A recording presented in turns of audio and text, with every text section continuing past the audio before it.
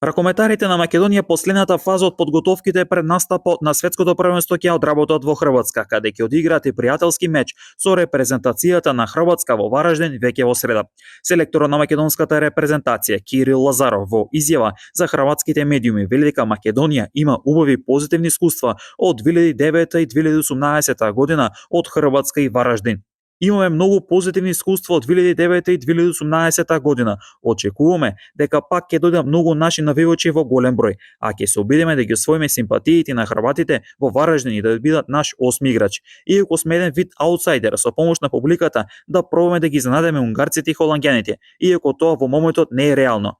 Она наша најуспешна генерација замина во историјата. Сега градиме нова генерација. Многу се изнамачивме да се пласираме нова светско првенство. Ни значи бидејќи можеме да играме тука во Хрватска која е близу, изјави Лазаров. Првиот надпревар Македонија го игра против Унгарија на 15 јануари, потоа ќе се соочиме со Холандија на 17 јануари, а групната фаза ќе ја затвориме со дуелот против Гвинеја на 19 јануари.